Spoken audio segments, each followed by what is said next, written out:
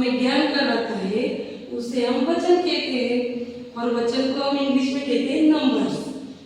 वचन के दो भेद है, एक वचन और बहुवचन।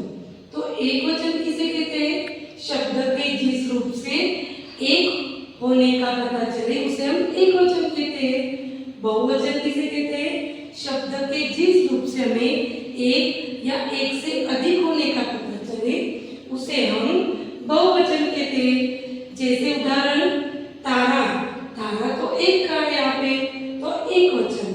तारे, तारे मतलब एक से अधिक, तो बहुवचन। पुस्तक, तो पुस्तक एक वचन है, एक ही पुस्तक है। पुस्तकें तो बहुवचन, एक से ज्यादा हो तो बहुवचन।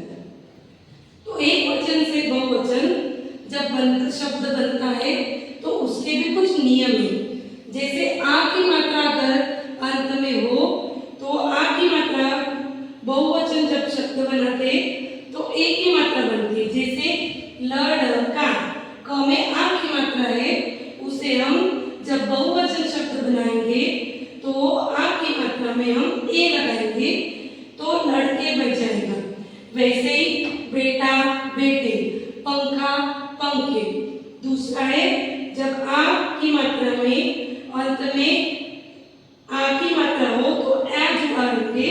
जैसे माता माताएं, कविता कविताएं। तीसरा है छोटी ई या बड़ी ई को करवाना हो तो शब्द में जब भी अंत में बड़ी ई हो तो हम जब उसका बहुवचन करते हैं तो उसमें बड़ी ई को हम छोटी ई करते हैं और या लगाते हैं। जैसे नदी नदियाँ, तो हमने ये बड़ी की मात्रा की, वो छोटी की मात्रा की और लास्ट में यहाँ पे अंत में हमने या लगाया, तो नदी नदियाँ। तो ये कुछ एक वचन से शब्द में से हम बहुवचन के करते हैं, तब वो बनाने के लिए कुछ नियम है। इसके बाद हम बुक में देखेंगे। बुक में देखिए अभी हम तितली, तो तितली क्या है? एक वचन है। और तितलियाँ तो एक से ज़्यादा है, मतलब तितलियाँ। और हमने नियम देखे कि जब एक वचन में से हम बहुवचन करते हैं शब्द को, तो अगर बड़ी की मात्रा है तो बड़ी की मात्रा छोटी की मात्रा बनती है और या लगाते हैं। तितली तितलियाँ। वैसे कहानी कहानियाँ। अभी एक उदाहरण है, बच्चा पेंसिलों के साथ खेल रहा है। इस वाक्य से हमें पता चलता है कि वाक्य में एक वचन शब्द है कि बहुवचन।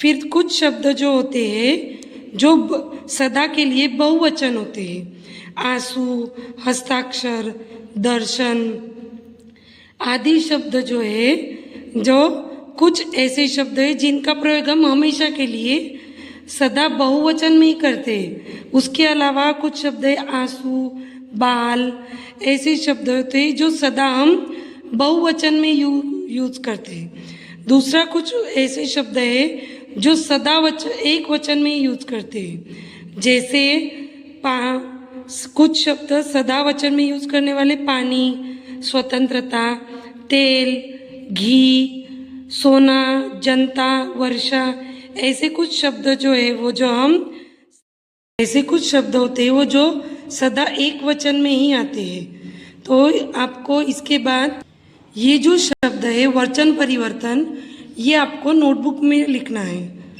धन्यवाद।